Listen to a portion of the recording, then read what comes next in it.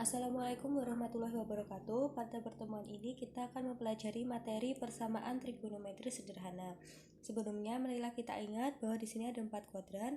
Kuadran pertama semua nilainya positif, kuadran kedua sinus dan kosekan, kuadran ketiga tangen dan kotangen, serta kuadran keempat kosinus dan sekan. Untuk lebih jelasnya dapat dilihat di dalam tabel. Di situ bisa dibaca sinus atau kosekan positif di kuadran 1 dan 2, untuk kuadran 3 dan 4 dia negatif. Selanjutnya kita mengenal sudut-sudut istimewa. Bisa dibaca di situ bahwa nilai sinus 30 derajat adalah 1/2. Mari kita lanjutkan.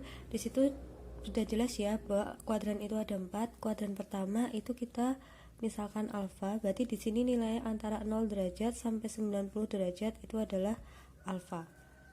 0 derajat, 10 derajat, 180 derajat, dan di sini 270 derajat. Itu ya. 0 derajat berhimpit dengan 360 derajat. Untuk kuadran 2, karena di sini antara 90 sampai 180, maka rumusnya adalah 180 derajat dikurangi alfa. Ini adalah rumus yang akan kita gunakan nanti. Untuk kuadran 3, dia antara 180 sampai 270, maka rumusnya adalah 180 derajat ditambah dengan alfa. Untuk yang kuadran 4 antara 270 sampai 360, kita menggunakan rumusnya 360 derajat dikurangi alfa. Untuk selanjutnya kita ke contoh soal. Di sini ada 3 contoh soal. Untuk penyelesaiannya kurang lebih sama. Kita mulai dulu dari yang soal pertama. Tentukan himpunan penyelesaian dari kosinus X sama dengan 1/2 dalam interval X-nya di antara 0 derajat sampai 360 derajat. Yang pertama, kita tulis dulu di sini nilai kosinus X-nya itu sama dengan 1/2. Nilai kosinus yang hasilnya 1/2 itu alfanya adalah 60 derajat. Kalau di dalam tabel kosinus 60 derajat itu adalah 1/2. Kemudian di sini 1/2 atau setengah, ini tandanya di depan adalah tanda positif. Tanda positif, maka di sini untuk menentukan kuadran, maka kuadrannya adalah di sini kuadrannya, karena kosinus nilainya positif, kita lihat di dalam tabel. Kosinus yang nilainya positif itu terletak di kuadran 1 dan kuadran 4. Maka di sini adalah kuadrannya 1 dan 4. Kemudian kita hitung satu persatu. Untuk yang kuadran 1. Di sini kuadran 1 X-nya itu sama dengan alfa. Maka X-nya sama dengan 60 derajat. Karena kuadran 1 X-nya sama dengan alfa, berarti langsung bisa dituliskan alfanya itu adalah 60 derajat. Untuk yang kuadran 4, berarti di sini kita menggunakan X-nya sama dengan 360 derajat dikurangi alfa.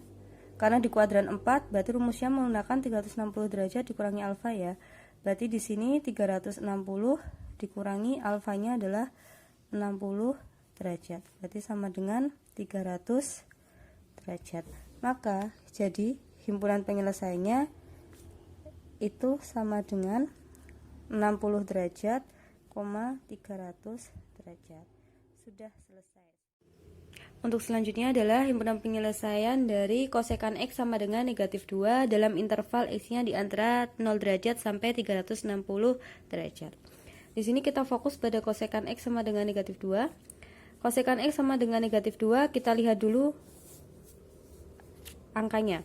2, nilai kosekan yang hasilnya adalah 2, itu berarti alfanya adalah 30 derajat. Ini bisa dilihat di tabel ya.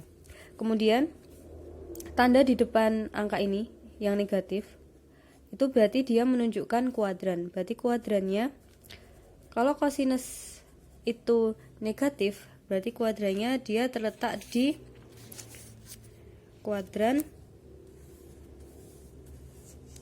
3 dan kuadran 4. Kosekan yang nilainya negatif itu berarti dia terletak di kuadran 3 dan 4, maka di sini sudah kita dapatkan kuadrannya, yaitu kuadran 3 dan kuadran Mari kita hitung dulu. Yang pertama berarti untuk kuadran 3, rumusnya di sini X-nya sama dengan, karena di kuadran 3 berarti kita menggunakan 180 ditambah alfa. Ini adalah rumus tadi. Berarti di sini 180 ditambah dengan alfanya adalah 30 derajat, maka hasilnya sama dengan 210 derajat. Untuk yang kuadran 4, maka di sini X-nya rumusnya adalah 360 derajat dikurangi alfa. Maka 360 derajat dikurangi alfanya adalah 30 derajat, maka hasilnya adalah 330 derajat. Jadi himpunan penyelesaiannya itu adalah 210 derajat, 330 derajat. Seperti itu. Untuk contoh yang terakhir, tentukan himpunan penyelesaian dari tangan X sama dengan akar 3 dalam intervalnya X-nya antara 0 derajat sampai 2pi. Di sini sedikit berbeda ya. Kalau tadi menggunakan 360 derajat, di sini menggunakan 2pi. Untuk penyelesaiannya masih sama. Kita fokus pada yang sudah diketahui, yaitu tangan sama dengan akar 3. Tangan yang nilainya akar 3 berarti alfanya adalah 60 derajat. Ini bisa dilihat di tabel. Kemudian tandanya di depan sini adalah tanda positif, berarti dia menunjukkan kuadran. Maka kuadrannya adalah, untuk tangan yang positif, maka dia di sini tangan untuk nilainya positif berarti di kuadran 1 dan di kuadran 3.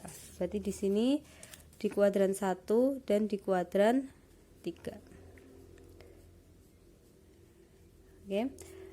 Maka kita hitung satu persatu. Untuk yang kuadran 1 itu kan tadi nilai X-nya sama dengan alfa. Berarti di sini X-nya sama dengan 60 derajat. Kemudian untuk yang kuadran 3